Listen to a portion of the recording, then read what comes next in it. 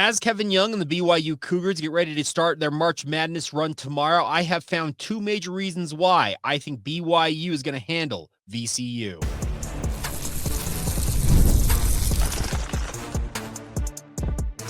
You are Locked On Cougars, your daily podcast on the BYU Cougars, part of the Locked On Podcast Network, your team every day. What's up, everybody? I'm Jake Hatch, your host here on Locked On Cougars, resident BYU insider. Thank you for making Locked On Cougars your first listen of the day. And as always, thank you to all of you who are everydayers with us right here on your original daily podcast focused on the BYU Cougars. Today's show is brought to you by our friends over at Monarch Money. Take control of your finances with Monarch Money. Use the promo code LOCKEDONCollege at monarchmoney.com to get 50% off your first year.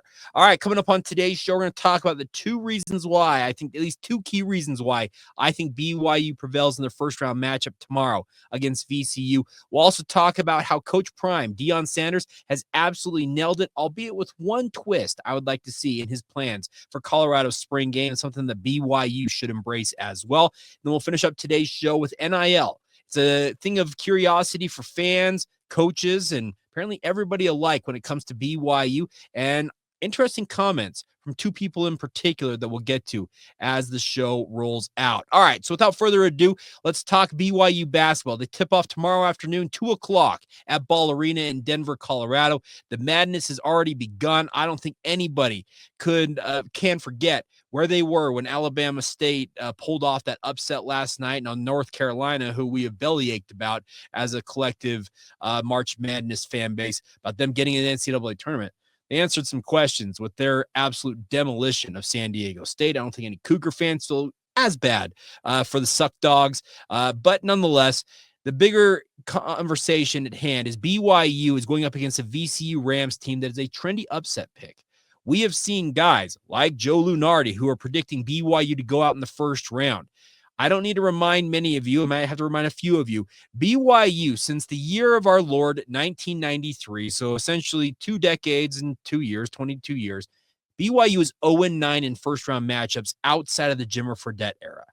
That is an awful NCAA tournament record, and BYU needs to get off the schneid and get a first-round victory. So, how are they going to do it? Well, I have discovered what I believe are two critical things that BYU has going in their favor for them. Number one, VCU head coach Ryan Odom is apparently, according to some reports, all but done, speaking of him being the next head coach for the Virginia Cavaliers. That is a distraction. I don't care any player. If you talk to them, they'll say, well, we're focused on the here and now. You know what? When you hear your head coach might be walking out that door and heading to a bigger job and could be leaving as soon as potentially, let's say, Friday, if VCU were to leave, that is a distraction for the VCU Rams. It's a veteran-laden squad, obviously. VCU has done a really good job, led by A10 Player of the Year, Max Scholga. They have got a lot of upperclassmen who obviously are going to put on a good face and go out there and play the game they love as the best way they possibly can, because they don't want to see this season end.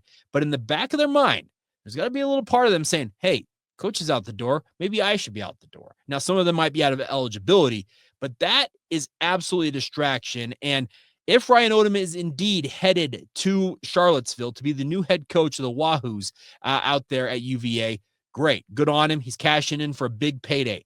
The crazy thing is, think about this. This is the guy who engineered the first 116 upset in NCAA tournament history when he was the head coach of UMBC over the Virginia Cavaliers. How crazy is it to be 3 jobs later? He's potentially the head coach of that Virginia Cavaliers program. But hey, he has shown that he's a very, very capable coach. And the bigger point to be made is it is going to be curious if his players will respond in a moment of adversity the way that you would expect them to if they knew that he was locked in with them. If he is entertaining offers, and by all accounts, there are strong rumors out there that Virginia is courting him and courting him hard, and he may have already made that private / silent agreement that he's going to go to Charlottesville, that's going to creep into the back of these players' minds and put some doubt in those minds that could play into BYU's hands. Obviously, that's all hypothetical. It's all there's no metric or anything that can bear that out, but it's something to pay attention to, and it's absolutely something that BYU should be focusing in on in terms of, hey, if we can put these guys in a bad spot, maybe they'll crumble because they know that their coach might be out the door. Second thing, why I think BYU has a major advantage in this game comes from a conversation on my radio show yesterday. Many of you know that I work for the KSL Sports Zone as the executive producer of DJ and PK, our morning show. And we had Robbie Robinson on. He is the play-by-play voice of the VCU Rams. Now, he came on, spoke a lot about what VCU is going to attempt to do against BYU. They're going to use their veteran guard line to try and space BYU out and attack them from the perimeter. But then the conversation turned to the interior. And he talked about the interior play of not UMBC, VCU's big men. And he apparently was not up to speed on BYU's big men, because in the middle of the conversation about the interior play of these two teams, he asked David James, one of our hosts on DJ and PK, the DJ in DJ and PK, he asked him, hey, is Keba Keita, what kind of athlete is he? And if you go back and listen to the podcast, you can check it out, kslsports.com, a shameless plug for some of my other work I do out there on a daily basis. But DJ practically snorted and said, oh, he's elite. He's absolutely an elite athlete. And he's not wrong. Keba Keita is one of the freakiest athletes in all of college basketball. It's easy to see it. He volleyball spikes basketballs like it's nothing. He can jump out of the gym. He's chiseled out of granite. He looks like just absolutely an incredible athlete. And the almost like turn in the voice of Robbie Robinson, based on me hearing it in my ears in live time, it made him think, ooh, maybe we're in trouble. Because he talked about the fact that VCU, they're big men. They stand 6'10", 6, like they're tall, they're long athletes, but athletes is not necessarily what you describe these big men to be. He said they're pretty skinny, somewhere in the 200-pound range, and they can be, it sounds like, a little slow of foot.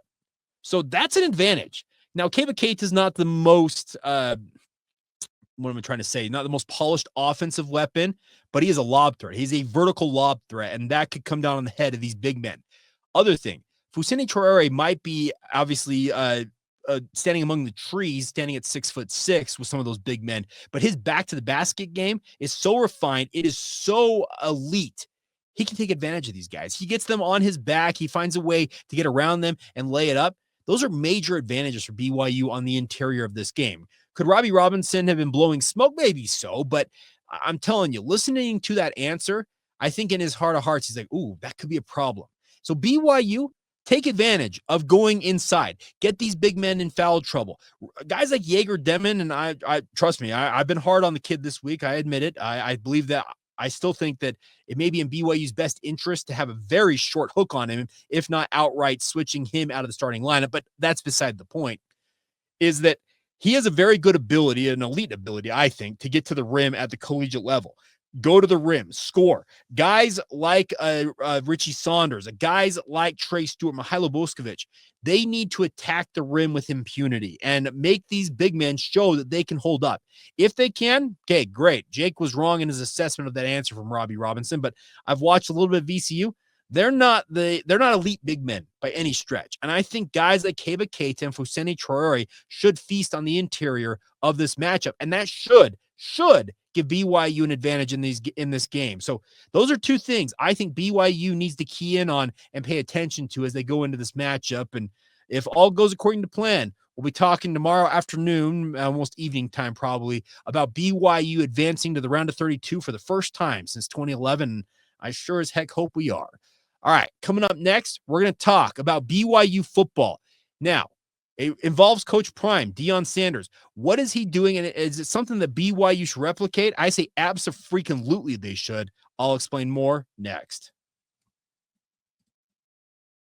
Today's show is brought to you by our friends over at Upwork. Scaling your business requires the right expertise at the right time. With Upwork, you can find specialized freelancers in marketing, development, design, and more. Experts who are ready to help you take your business to the next level. The best part is they handle businesses' flexibilities by connecting them with top freelance talent across multiple industries, including IT, AI, web development, and marketing. Whether you need extra hands for a project or a long-term partner, Upwork makes hiring simple and affordable. The best part is they have cost-effective growth. Instead of hiring full-time employees, they help you find affordable, top-tier freelancers to scale the business effectively and efficiently. That's the best part about this. So visit Upwork.com right now and post your job for free. That's UPWORK.com, Upwork.com. fabric.com to connect with top talent and grow your business today. Today's show is also brought to you by our friends over at Fabric. Now, life moves fast, especially when you have a family. I'm a dad of 3. I understand this wholeheartedly. One day you're watching your kids take their first steps, and before you know it, they're off to college. That's why securing their future is so important. Fabric by Gerber Life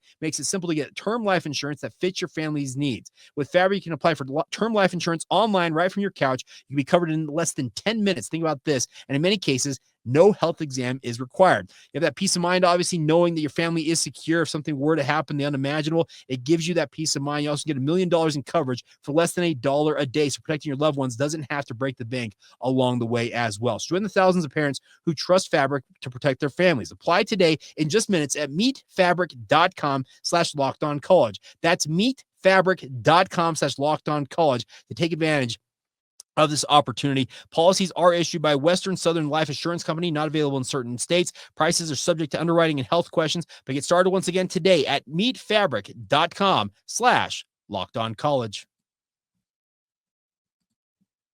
Thank you once again for making Locked On Cougars your first listen of the day. All right, some of you probably noticed it on YouTube. I'm a little more dressed up than I typically am, wearing a colored shirt and such, but I had a great opportunity, part of a Salt Lake Player of the Week event that we've been doing with KSL Sports, and I was the MC of the event, honored 26 high school athletes across the Salt Lake Valley last night. Really fun stuff. I say last night because it's when I'm recording it for most of you watching and or listening to this. But nonetheless, thank you for joining the show. Now, Deion Sanders made headlines yesterday when he announced that Colorado was going to play their spring game on April 19th. He has been very straightforward about he likes a spring game, but he wants to play it against a different team. Speaking of another college football team, he wants to follow the NFL model. Obviously, the NFL during the summer months, during training camp, allows NFL teams to have what they call joint practices. They practice multiple times over a 3 or 4 day period, and they can finish it off, if they so desire, with a true scrimmage-like format. Now, most of the time, you hear about fights and all kinds of other hijinks coming out of these NFL practices, but it's effective because it allows teams to go up against another team where they're not butting heads against the same guys day in and day out, and they get a better feel for maybe how much progress or lack of progress they have made as a franchise. Deion wants to bring this to college football, and I, for one, am saying, hallelujah, do it, Deion, make this happen. Now, how would it go about? Well, he said, hey, I want to take on a team in our spring game, and we want to play it April 19th on ESPN2. Well, enter Fran Brown from the Syracuse Orange. Now, had a breakout campaign a year ago, much like Kalani Sitake did. Fran Brown was absolutely elite at Syracuse last year. He said, hey, we'll do it, coach. We'll come out to Boulder for 3 days and do that, practice with the team and play a game. I think this is absolutely brilliant, but it's something that I have been crowing about for quite some time. Some of you who are, I like to call deep cut everydayers, probably remember me talking about a format of what I'd like to see done with FCS games for FBS teams. Now, we all know that BYU and essentially every other team at the FBS level plays an annual money game, a body bag game against an FCS opponent from a lower division. Obviously, it's an opportunity for these FCS programs to collect a check, sometimes as low as $250,000, sometimes as high as $1 million. You can make a pretty hefty chunk of change for playing this game and getting your head kicked in. I have long advocated that these FCS games should be moved to the spring and should be the spring games for FBS programs. Because if what Deion is talking about, you're not going to put your star players at risk. He is not going to toss, and obviously Travis Hunter's no longer there, but he isn't going to toss Travis Hunter into the heat of a moment when it comes to a spring game like that and risk injury to this kid. An FCS game offers the opportunity to, A, have that competitive game that fans all want at the end of spring because it whets their appetite, obviously during a long stretch of the offseason. But at the same time, you could play your 2s and your 3s, guys who have been working their absolute you-know-what's off all camp long, trying to prove themselves. We'll let them go against an FCS school, which is probably more their level of caliber of player, and show what they're capable of to the coaches in a true, at least scrimmage/game-like scenario. I see little to no downside with this. I think the FCS teams are still going to get paid because obviously you'd have to still pay them to sign up for this. You'd probably have to sync up your spring calendars with that FCS opponent, but That's easily done. In theory, BYU could call up a Utah Tech, a Southern Utah, or Weber State here locally and say, hey, guys, we're starting spring ball, in this case this year, February 27th. We plan to have a spring showcase event, a game, or whatever they want to call it, at the end of March. You on board? Get your schedule in order, and we'll see you guys in Provo at LaVell Edwards Stadium on March 27th, 28th, whatever it is, that Saturday. That would be awesome because, like I said, it gives the FCS teams the money they're looking for. It gives you a true game-like atmosphere to see how your players, A, have progressed or not, maybe not have not progressed in that spring camp. Because I said earlier this week on the podcast, this scrimmage that BYU had earlier this week, it is a major opportunity for guys down the depth chart to assert themselves and show the coaches, I need to be on that 105-man roster when you cut it down. It's going to be a really, really sad day for a lot of guys in the coming days, weeks, and months when these roster cut downs are imposed on these college football programs from 123 men to 105-man rosters. That opportunity to play in a game-like format could be the difference between some guys making that roster and other guys being told, hey, thanks, but we don't have space for you on this year's roster. Let's see if we can find you a better spot via the transfer portal. I think what Deion is proposing, absolutely, 150%, gazillion percent, I am on board with this. They need to revamp the whole structure of the offseason for college football. Guys like Kyle Whittingham have said they fully expected to go to more of an NFL model where they have what they call OTAs, organized team activities, maybe not full-on practices and the like, but you get together throughout the offseason for different camps and the like. And if you can have a spring game format against a true opponent, an FCS opponent, I think it would be absolutely in BYU and every other FBS program's interest to do this because it, A, would get fans in the stands. I don't care. I know the FCS teams maybe not the most appealing thing, but in the dry run of the offseason, wouldn't you take any BYU football, true BYU football, over no BYU football? Am I wrong about that? If I am, let me know in the comments. I think this would be an absolute home run because it saves us the doldrums of watching these body bag games in the case of the SEC at the end of November, right before a rivalry week where they're beating Towson or the Citadel 77-0. Those games, nobody has fun. I have sat through a gazillion of them covering BYU over the years, and I can't say a single one of them to me has ever garnered much interest from me. I know that the Portland State game in 2017 was the proverbial canary in the coal mine that pretended what was going to happen during that awful season. Great. Did I enjoy that game? Nope. Have I enjoyed any other FCS game? Nope. I think the way to handle it is to move those to the spring because I think I would myself handle it better then because there's some football versus no football. And then obviously you could have 11 or 12 true FBS versus FBS Power 4 versus Power 4 type games during the fall that would garner, I think, far more interest and obviously generate extra dollars TV-wise and the like because you have those type of opponents on the schedule versus a dog. So, yeah, Coach Prime, you've got my vote. Random podcaster in Salt Lake City, Utah. I got your back on this, but I do want to tweak it a little bit. Now, they're going to let you play FBS versus FBS. Go for it. Go get a Utah State down here. Let's get a Boise State. Let's have some fun with that. But I think in the best interest, obviously, I think appease all parties, make it the FCS game. And that, I think, would be ideal and would provide everything that Coach Prime is looking for, but also gives the fans a reward for their loyalty through a long off season. All right, coming up in just a moment, we're going to talk a little more BYU basketball. It also involves BYU football, but some interesting comments coming out of some conversations with certain coaches this week here in the Beehive State that deal with BYU's NIL funds. What did they have to say, and why does it impact BYU, and why do I frankly think that BYU should be just absolutely sitting back and chuckling? We'll get to that next right here on Locked On Cougars. Today's show is brought to you by our friends over at Monarch Money. Ever check out your bank account and wonder, hey, where did all that money go? Between dining out, online shopping, and entertainment, it's easy to lose track. That's where Monarch Money comes in, as they are your personal CFO, giving you full visibility and control over your finances. It's not just a budgeting app. It's a complete financial command center. You can track all of your accounts, investments, and spending in one place, so you stop just managing your money and actually start building legitimate wealth. The best part is instead of juggling multiple apps to track everything, you can use Monarch to check in on your finances, track all your spending, and even plan out your long-term goals. And managing money with your partner is also smoother than ever. You can track shared and personal accounts, set goals together, and obviously stay on the same page without the stress that may come otherwise. So take control of your finances today and do it with our friends at Monarch Money. Use the promo code LOCKEDONCollege at monarchmoney.com for 50% off your first year. That's monarchmoney.com. Promo code LOCKEDONCollege for half off your first year. Just one more time. Go to monarchmoney.com. Get 50% off your first year by using the promo code LOCKEDONCollege. Thank you once again for making Locked On Cougars your first listen of the day. Hope you all are doing well out there in Cougar Nation. Just another plug for you guys. If you've not done so already, to join the Locked On Cougars Insider Group. Get the inside scoop on all things BYU that I'm hearing every single day coming to your phone in the form of a text message. Don't get much more intimate than that. The best part is it's just $5 a month to be a part of the group. And if you want to join today, you still get a 14-day free trial to get the inside scoop for a full 2 weeks before you're charged literally a dime. So join us today on the Locked On Cougars Insider Group. The way to join it, link is in the show notes below, whether you're watching this on YouTube or wherever you get your podcast. Click it, join up today, and be a part of the Insiders Group.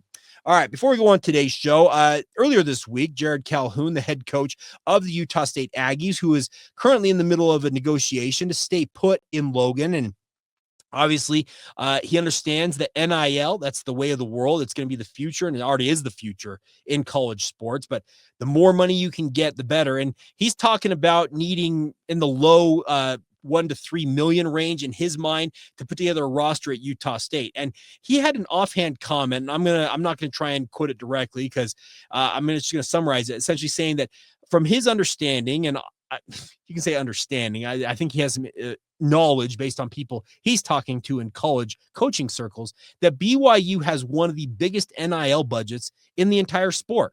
Sweet. I love it. We heard from that Lillian Quist, I think was the booster who told Myron Medcalf from ESPN, quote, "We will not be outbid," or whatever that quote was in that article that Myron Medcalf did that alleged, or at least reported, that BYU is paying AJ DeBonsa $8.5 million to come and play at BYU next year. Sweet. If these coaches, guys like Jared Calhoun, are saying that BYU's got the deepest pockets in the NIL sphere, I'm all for it, because all that means is BYU is going to be more in the mix for top-tier talent for the foreseeable future, folks.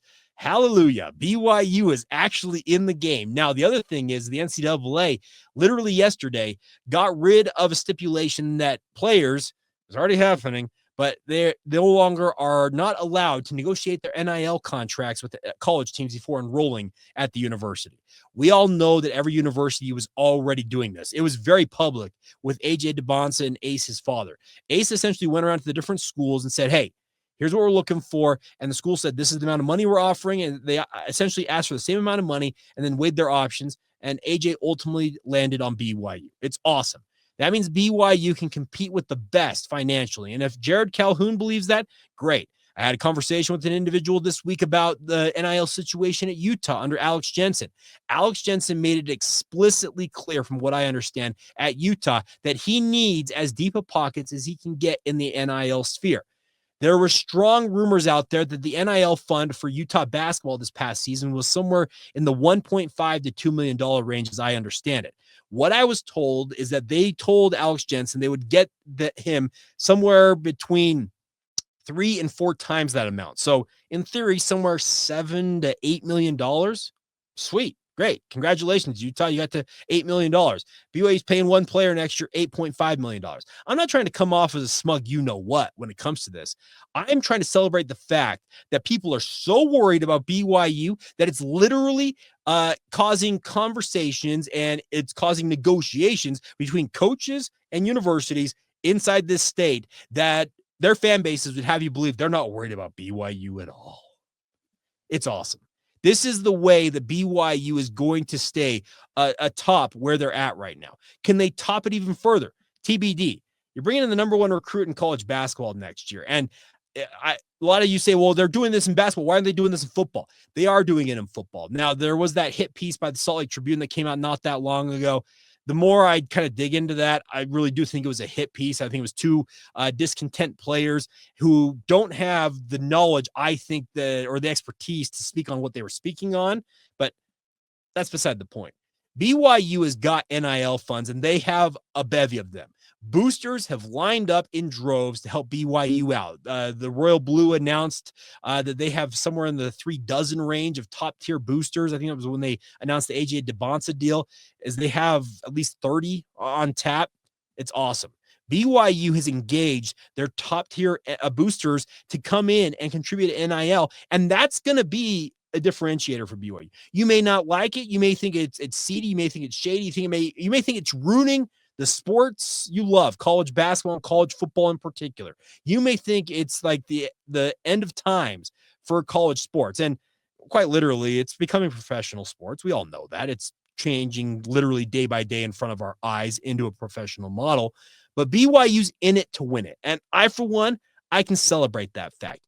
The BYU Cougars, who for so long crowed about the fact that we do more with less, trust me, you talk to coaches on Lavelle Edwards' staff from the 70s and 80s, and they would annually meet up with administrators at BYU and like, hey, we'd love to give you more, but this is all we've got. And they stayed at BYU out of sense of loyalty to Lavelle. It wasn't awful money. They loved being with a winning program, but they weren't making top-tier money. Guys like Norm Chow, et cetera. Norm ended up making a lot more money when he finally left BYU, obviously at North Carolina State, his epic run at USC, in the NFL, UCLA.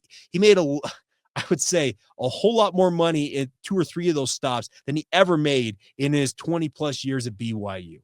You know what? Times have changed. BYU has embraced the model that college sports and top-tier college athletics entails now, and that is you have to have NIL. They are going to be distributing $20.5 million at least this year as a part of a revenue share plan, and BYU is fully on board with that. Athletes at Brigham Young University are going to be multimillionaires in certain sports before their college careers are over. Great, so be it. So long as they perform, BYU boosters will keep lining up to pay an NIL. They'll continue to distribute those revenue share options, the contracts with the players. They will do all this because, simply put, BYU finally is embracing what BYU athletics, at least from my vantage point, is supposed to be, and that is to be the front porch of the university. A lot of people watch BYU sports. They watch them play in the Alamo Bowl, for example. There'll be thousands, if not millions, watching BYU play in March Madness tomorrow. Well, guess what? That may spur some of them who are maybe a little curious. Okay, what's BYU all about? And they do a Google search and they learn a little bit more about BYU and, by extension, the Church of Jesus Christ of Latter-day Saints. It is the missionary tool that BYU, the church, everybody wants it to be. And yes, it requires millions upon millions of cold, hard cash. So be it. That is this day and age of college athletics. And I, for one, I can celebrate the fact that BYU is absolutely all in on this. And hey, if Jared Calhoun says BYU's got a whole lot of money, he's talking to people on the inside. He's talking to these coaches, and that rumor mill, it doesn't come from anywhere. Utah, they had to double and quadruple their NIL budget, and it still is nowhere near what BYU is paying one top-tier athlete next year. I like it. I like the fact that BYU is flexing some muscle, showing what they're capable of, and here's to hoping that it all pays off in the form of wins, because obviously that is the thing that will have people ready to rock and roll. We saw that story from the Tribune. It involves Ben Kim. He said, I don't want to pay for losers. I want winners. Well, guess what? When you go 5-7, yeah, people are going to back out. But when you go 11-2, those same boosters come right back in the door and say, hey, I want back in on those NIL funds. So I think it's cool to see this. And if these coaches are that fearful or at least that wary of BYU, good. I love it. More of it, please, because I want to see BYU win, and I want to see them win big. All right, that's going to do it. A big thank you, as always, for you guys' support of the podcast. Let's get ready. March Madness tomorrow. We'll do a full preview of what to expect from BYU and VCU. We'll obviously have a postcast shortly after that game goes final, and fingers crossed we're celebrating a win all along the way. But as always, thank you once again for making Locked On Cougars your first listen of the day, and thank you once again for being locked on, being everydayers, right here on the Locked On Podcast Network.